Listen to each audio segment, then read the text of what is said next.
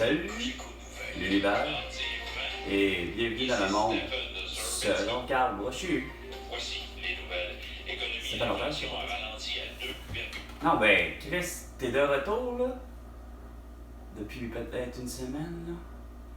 Pis c'est la seule merde hostie que tu me dis, Stephen Zabrinski, toi qui es habitué de dire plutôt il y a eu des collisions, il y a eu telle niaiserie, puis tu m'annonçais, tant de cas de tout, puis là, ben, t'es pas foutu de m'annoncer comme de quoi que t'as souhaité l'arrestation de François Legault, Isabelle Brèche, Justin Trudeau et Sophie Grégoire, de Joe Biden et de Jill Biden, d'Emmanuel Macron et de Brigitte Macron, arrêtés pour leur crime de guerre, leur crime contre l'humanité, leur séquestration du vendredi 13 mars 2020.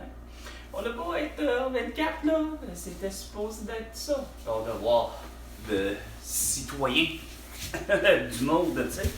Hein? Qui est présentement de 4,5%. Quoi? Le taux directeur, puis là, ça va être Michel, une femme boisvert qui va venir nous dire des petites niaiseries. Hein? Comme ce que j'ai entendu juste précédemment avec Patrick Lagacé. Vous, là, est-ce que vos enfants, là, ils se baignent avec de la crème solaire? Hostie de questions existentielles insignifiantes. Vous avez vraiment rien compris, hein, au 98,5. Les plans d'économie. Regarde, il ne faut pas qu'un couche-tard achète 7-Eleven. Des gens qui sont dans l'illégalité que je ne cesse de vous dire. Et qui a continué de financer justement pour accroître justement qu'il n'y ait pas de bris de service puis qu'on soit capable. Ben oui, pas de bris de service. Voilà, peut-être bris de service.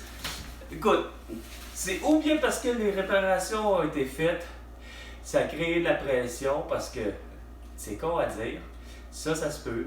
Il y a malheureusement un aqueduc qui malheureusement était vieille, puis le tuyau, ben il a éclaté. Parce que dans tous les secteurs, vous réparez, puis c'est sûr que ça a un impact sur la pression, sauf que moi, j'ai plus l'impression d'un sabotage plus que d'autres choses. Ou un accident de travail si c'est pas un sabotage. Ah ouais. Serge Guitard parle de l'impact de cette décision sur les élèves. Quand je vais dans d'autres écoles, il faut faire un petit slalom parce qu'ils se promènent avec un textant. Donc,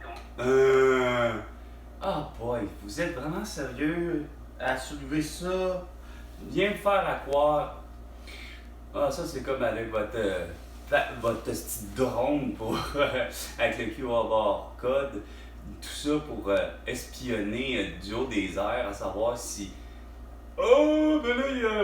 il y a ben trop de bateaux esprits qui sont illégaux. Finalement, ils ont tous un problème.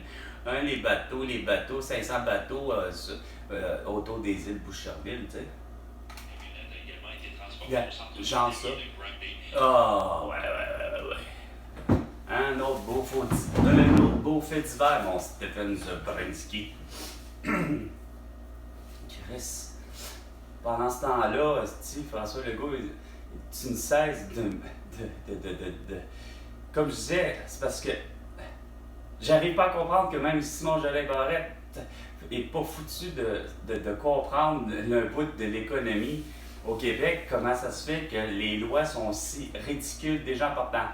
Les dépanneurs, qu'ils soient de Couche-Tard, ou qu'ils soient de Beausoir, ou qu'ils soient de Provisoire, ou qu'ils soient de la bannière laquelle il y en avait, que ce soit 7 jours ou 7-Eleven pour les bannières que curieusement le Québec a décidé d'amener, mais bon,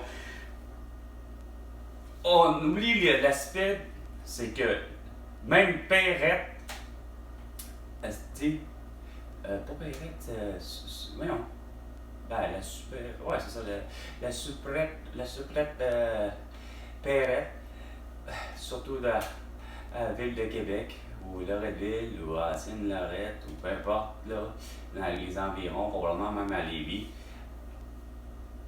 les dépanneurs ont la gaffe. Lors, puis c'est ça qui me fait chier, c'est que ça m'a toujours fait chier de constater que le client prenant qu'un seul article dans une promotion de 2 pour 1, ben, le dépanneur se donnait le droit, puis le client n'avait pas le choix.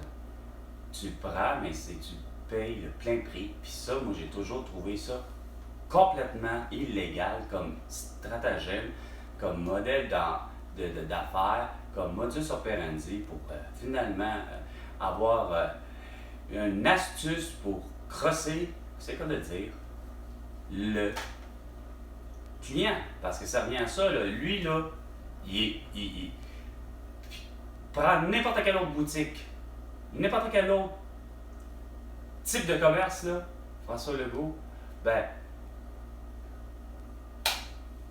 que ce soit chez Dollarama, que ce soit n'importe où, une quincaillerie, un magasin général ou peu importe, l'épicerie, il n'y a rien à faire. Tu as un 2 pour 1, ben, le client a le droit de pouvoir reprendre qu'un seul article, parce qu'il en a besoin qu'un seul, mais il l'a à moitié prix, il ne paye pas. Fait que comment ça se fait qu'il y a toujours cette incohérence-là? Façon de parler, comme qui dirait, des vides juridiques continuellement au Québec, parce que c'est pas normal de voir que vous avez beau avoir pris Ghislain Tachereau pour faire continuellement le porte-parole puis prendre la voix qu'on entend très bien, mais ça en est ridicule de voir que, là, parce que c'est la finale de la Coupe Grey ou la finale de la Coupe Stanley, ben là, les dépanneurs couche-tard font un 2 pour 1 sur les boissons gazeuses, etc. Sauf que on sait que déjà d'avance que tu arrives sur le terrain, moi je sais par expérience, tu fais comme ouais, ok, c'est des 2 pour 1, mais le fait d'être moi, Carl, dans ces moments-là, il se retrouve comme curieusement, j'ai pas d'enfant, j'ai pas le besoin autre que, ben, ça va de soi que je prends qu'un seul et unique produit.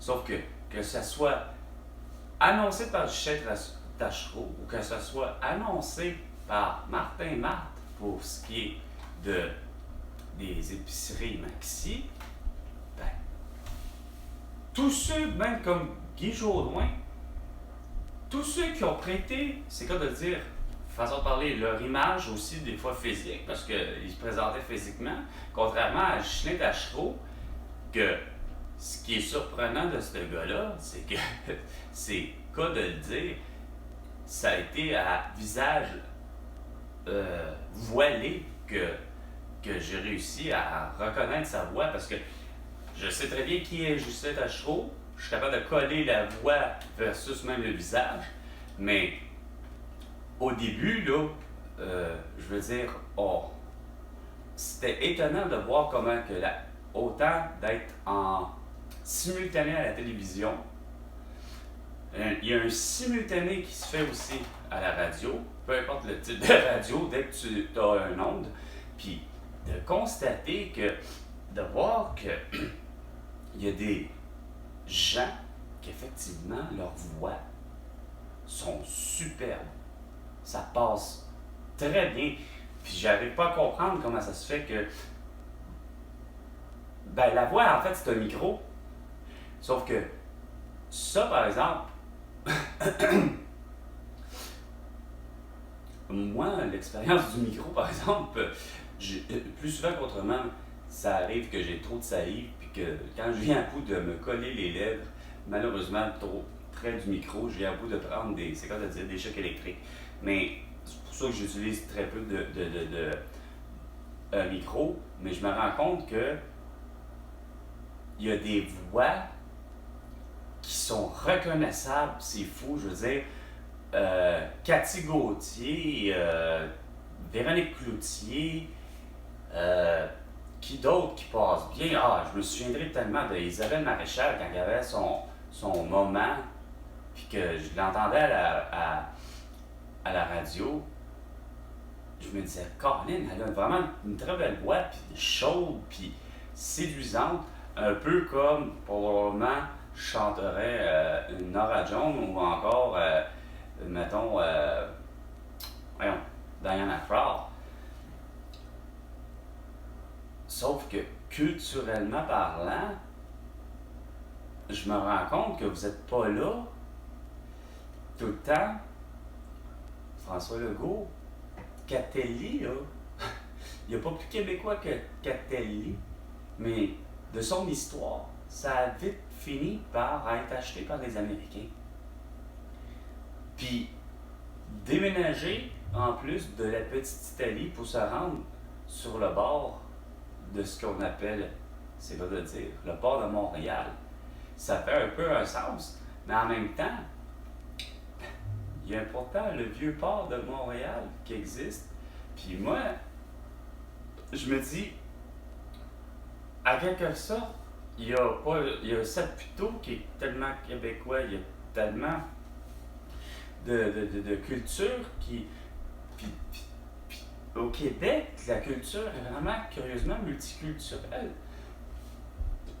D'une certaine manière fusionnée avec autant des, semble-t-il, des Irlandais, des Hollandais, des Anglais, des Mohawks, des Wendake, tu sais. Mais qu'est-ce que moi, Carl, vis et pense? Il y a vraiment comme une contre-culture depuis trop longtemps que je me dis, je trouve ça anormal de voir que on se chicane encore, façon de parler.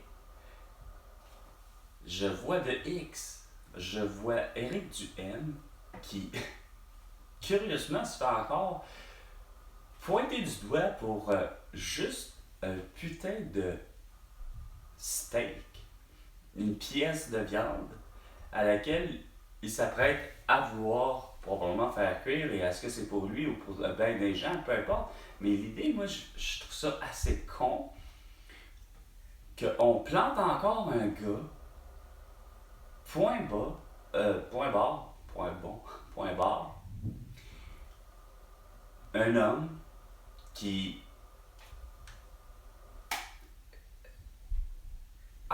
moi, c'est toujours la réponse que tu regardes au salaire que tu fais, patati patata, puis il y a des gens qui crèvent de. Regarde, en quoi ça te regarde, ça? La personne qui y va de ce commentaire-là, tu sais, c'est toujours cette dynamique-là, puis vous voulez parler d'économie, de récession. Regarde, s'il y en a les moyens, c'est pas parce que Éric Duhaime est un politicien qui fait un salaire. Je sais plus combien qu'il fait, ça doit être, en principe, c'est 130 000 ans, parce que tu as eu une augmentation de François Legault à 30%, mais tu avais l'air à dire que c'était 100 000. Fait que, bref, bon an, mal an, tout ça pour dire que, est-ce que, regarde, quand même que ça écouterait, puis parce qu'il y a les moyens, ben regarde, si c'est 100$ son esti de tomate, ben tant mieux pour lui, puis qu'il mange, puis il mange tout seul, ben appelez ça de l'égoïsme, mais regarde, il y en avait les moyens. Bon, hein? Fait que, tu sais, mais question prioritaire, façon de parler, c'est loin d'être de l'égoïsme, mais à vos yeux, c'est que c'est tout le temps ça, le problème. Tu sais, c'est le moi, mettons, Pierre, pourquoi Pierre? Patrick Lagacé, toi, tu sais, il n'y a rien à faire, tu es comme mon amie Julie, tu détestes les Américains. D'une certaine façon, tu détestes les Américains, puis tu le fais passer sur le dos, évidemment, à la personne qui semble être le plus proche de celui que, comme Julie, mon amie Julie, aime pas Donald Trump. Fait que c'est vite facile de dire, pointer du doigt continuellement, puis que c'est pas juste vous, c'est que vous vous entraînez à dire, ben là, c'est la faute de. Ça serait la faute de qui, là, la prochaine récession? que, regarde, à un moment donné, on en fait-tu de l'argent? Moi, personnellement, j'en fais pas d'argent. Parce que je fais même pas d'argent. C'est quoi de dire à vous dire pourtant toutes les c'est quoi de dire la solution magique pour reprendre la toute nouvelle expression de Bernard Drinville. Tout ça pour dire qu'il y a une pénurie puis qu'il n'y a jamais de solution magique. Quand pourtant, je prends l'initiative simple depuis vendredi 13 mars 2020, lorsque je suis mis en attente justement pour toutes sortes de raisons, que j'essaie de trouver une solution, puis que je vous dis que il me semble qu'il n'y a rien à faire. Si déjà du préposé aux bénéficiaires, ainsi de suite, passant par le pharmacien, la pharmacienne, l'assistante dentaire, etc., puissent faire du diagnostic, de la prescription et de l'opération, puis plus particulièrement l'infirmière, ben, on règle déjà toute une part des choses face à ça, mais pour ce qui est de la pénurie, point, du système scolaire, qu'il soit du public comme du privé, il n'y a rien à faire. Tant aussi longtemps que vous allez vous mettre dans la tête qu'il faut envoyer tant d'étudiants, parce que c'est depuis les années 60. Ma mère a été placée le 1er septembre 1960, mais elle est moins de l'âge de 6 ans. Tout ça pour dire que c'est que vous avez regroupé les 1er janvier aller jusqu'au 30 de septembre, malheureusement par erreur, en vous disant que ça donne 9 mois, et c'est correct. Vous vous dites d'un enfant de 9 mois, non, il ne va pas à l'école, mais lorsqu'il aura 3 ans, on l'ira à la garderie, peut-être, patata, mais peut-être dans les années 60, ma mère a peut-être probablement pas été à la garderie. Mais quand elle a eu 6 ans, bref, ça c'est l'erreur que je vous explique, mais c'est parce que je me tue à vous dire que c'est déjà pour équilibrer le ratio justement de tout le monde qu'on est supposé respecter, que Julie, mon ex, qui elle en était une de celles qui étaient en garderie, en centre de petite enfance, au Québec, pour justement lui avait expliqué que c'était tellement génial pour avoir le ratio éducatrice-enfant et ainsi de suite, à la manière que au Québec c'est devenu en 24, allant jusqu'à l'université, ben pour avoir des ratios que ma mère souhaitait, c'est-à-dire, mettons, gérer peut-être 12 patients ou ci ou ça, tu sais. Bon, tous les ratios possibles sont réglés à partir du moment où du 1er janvier aller jusqu'au 30 de juin, ces gens-là qui sont nés dans cette période-là, eux, fréquentent les classes, pour importe l'âge qu'ils ont en ce moment, mais c'est eux qui vont le 1er septembre 2024. Les autres suivent les 31 décembre, soit les 1er juillet, aller jusqu'au 31 décembre, eux fréquenteront l'école à l'âge de 4 ans, puis ainsi de suite, en 25, le 1er septembre, pour équilibrer déjà tout ça. Et vous n'avez plus le choix, François Legault, Isabelle Brèche, Justin Trudeau et Sophie Grégoire, d'accepter que tout employeur prenne des gens non vaccinés et qui ne porteront jamais de masque et qui ne seront jamais vaccinés. OK? Parce que ça a un impact direct sur le fait que vous avez une pénurie constante, puis surtout que vous avez congédié des gens pour des raisons les plus insignifiantes qu'ils ne voulaient pas faire ce que vous vouliez au niveau des mesures sanitaires. Donc des Patrick Provost et Gloriane Blais, ainsi que moi par la bande, puis probablement des millions au Québec et des milliards sur la planète Terre.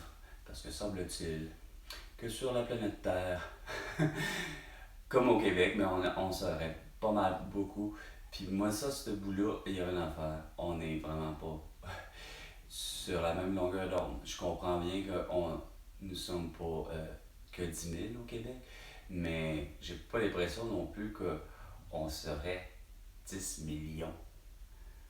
Il me semble que c'est un chiffre, juste ma famille, comme je ne cessais de dire, j'ai l'impression que j'en aurais pour 1000 personnes totales, incluant mon grand-père puis ma grand-mère, qui sont toujours aussi vivants. Puis ça a créé beaucoup de familles, fait que j'ai l'impression que vite comme ça, c'est comme de le dire, là, juste parce que moi, Carl, il faut qu'il revienne là, à quand même quelque chose de rationnel. J'en aurais pour quand même 1000 personnes, probablement, que je sens qui sont encore vivants. Puis non seulement ça, ben, comme ma grand-mère, il me semble que c'était 9 petits arrière-enfants déjà, quelque chose. Elle a déjà 8. Ouais, il n'y en a pas un qui est décédé, dont moi, qui est le plus vieux, qui est supposé être le doyen des petits, des petits-fils.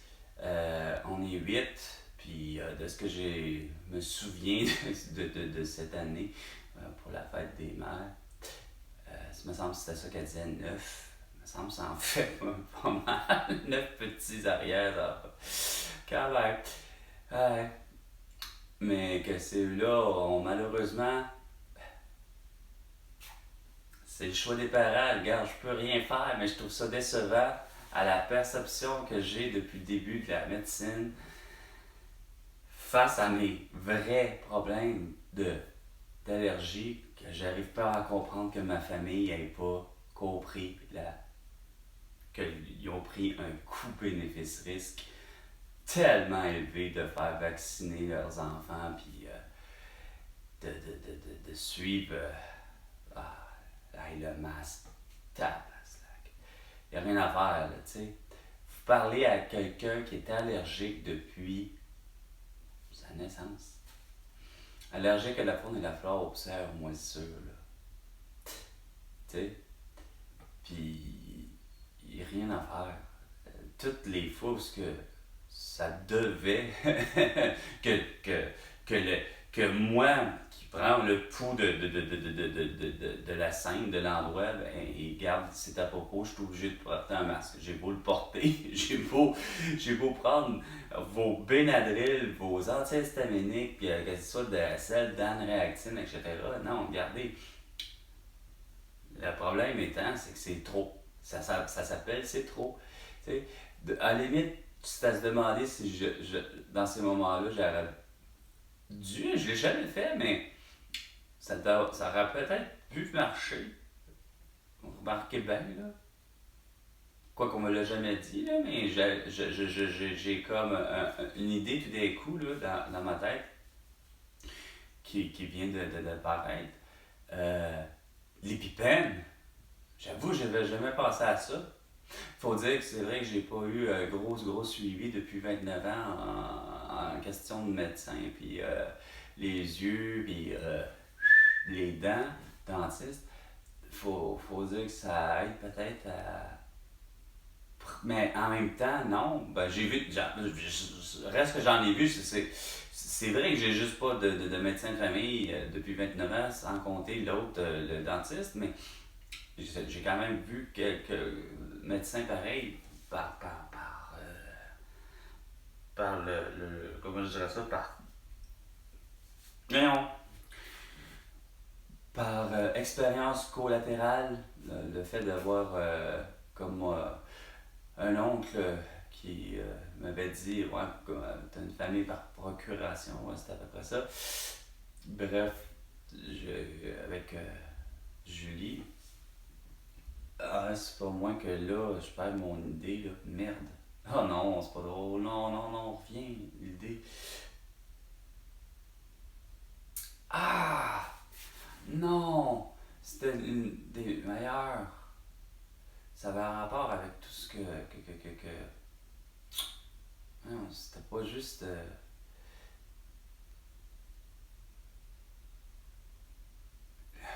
Faut avoir peut-être CD, là, mais ça me surprendrait.